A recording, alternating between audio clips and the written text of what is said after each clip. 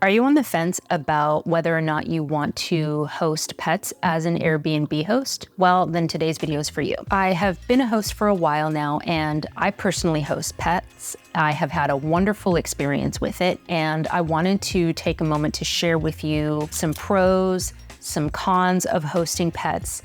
And at the end of this video, I'm gonna share with you my most recommended amenities to host pets that will keep your place clean, that will keep the pets happy and the guests happy. So stay tuned until the very end so that you can get that information. Okay, I have heard a lot of criticism, concern around hosting pets in the various Facebook community groups for Airbnb hosts that I'm in. And typically they tend to fall into a couple of groups. One, people worry about the damage that pets can cause, which I think is a valid concern. They worry about wear and tear on furniture, pets chewing things, and just causing other damage at their homes. So that's one typical concern. The other concern is the fear of turning off those guests who might be allergic to pets, and so not having your place be as popular because you host pets. My experience with these two types of criticism is that they haven't proven valid for me. On the first one, when it comes to damage, I have had absolutely no damage from a pet, and in fact have incurred damage from young children who have taken markers and written on furniture or who have broken furniture.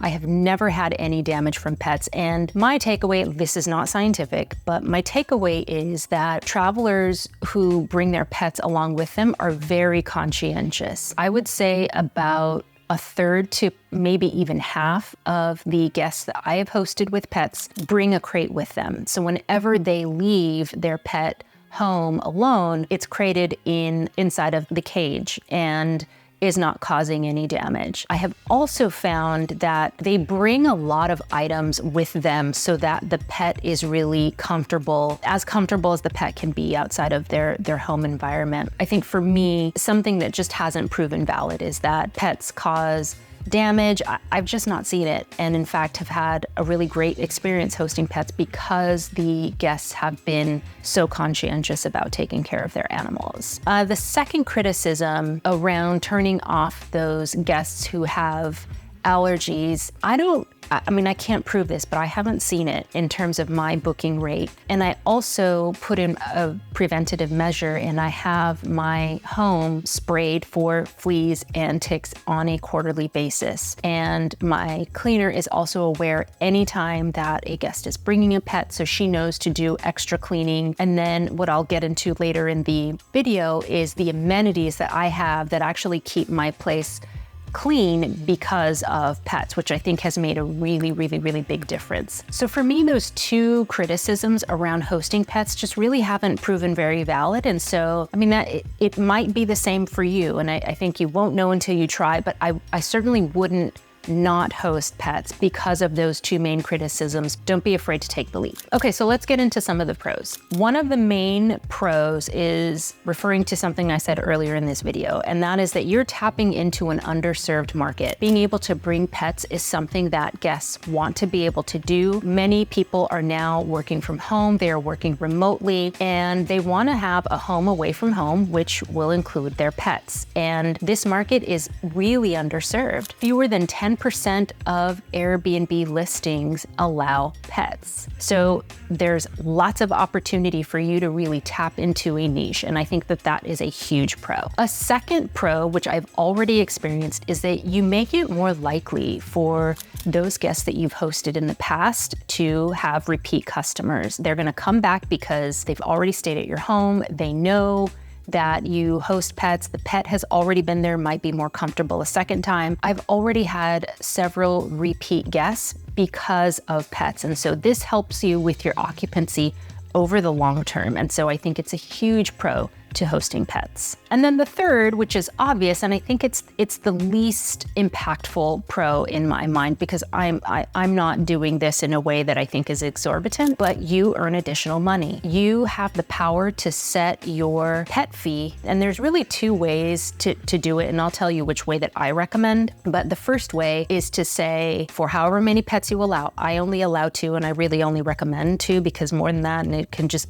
be a little bit too much and people can abuse it, but is to say, for each day, this is how much the pet fee is. I don't recommend doing that because I think it can get really expensive really quickly and could turn people off. And then the second way is to do it for the entirety of the stay, which is how I do it. So I say that my pet fee is $50 for up to 2 pets for the duration of the stay. And that provides my cleaner some additional revenue. It also allows me to use some of that revenue to buy replacement pet amenities as needed. I have had, I think, a dog bed chewed through by one pet guest a while ago, so I had the money set aside to replace that. But I just think it's the cleanest way to do. So that third pro is that you do earn additional money, and you really can turn it into an additional revenue source should you want. Like, I think for a more luxury stay, I would probably do that. But for me, I just don't. So that is the third pro. Let's move on to the cons. The first con is that, yes, it will require additional cleaning. So if a guest comes with a pet that sheds a lot of hair, like a German Shepherd or Golden Retriever, it's going to require your cleaner to do additional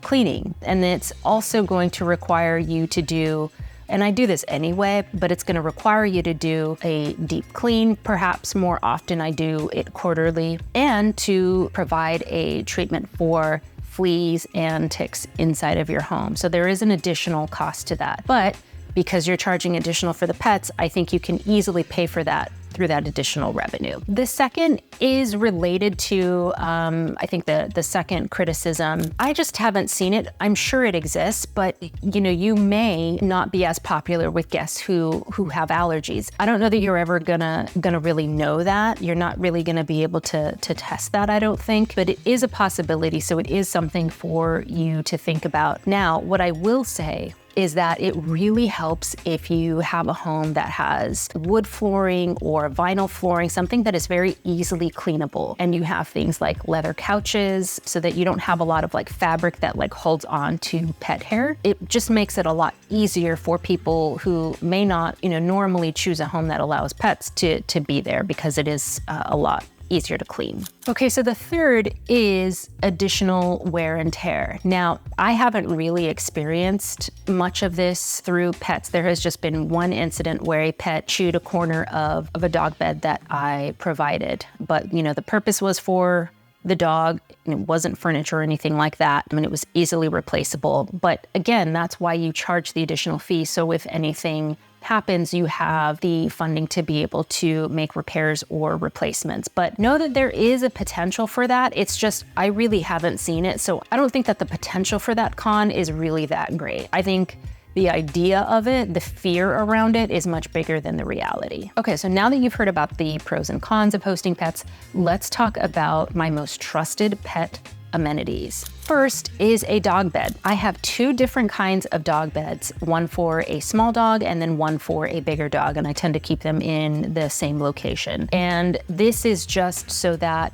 guests know, and I also include in one of my confirmation messages, so maybe it's in the check-in instructions, that the pets are not allowed on the furniture and that we ask that they stay in the beds that are provided. So this is just, a place for them to be since they cannot be on the furniture. Reality is, pets are gonna be on the furniture, and I accept it, even though it's against the house rules. So what I've done is I've gotten waterproof dog blankets for each one of my homes. And I include a little note to say, while pets are not allowed on the furniture, it's probably gonna happen, so put this on so that they have a place to stay. And that has worked wonderfully. It has saved my furniture. There have been accidents occasionally, but the dog blanket has kept it. So that would be the number one amenity that I would recommend if you go down the pet road. Third is an absolute must-have, and you need bowls for food and water. I get stainless steel ones so that they are durable, and it's the connected unit. That way there's just a place for them to eat. It's something that is very durable, that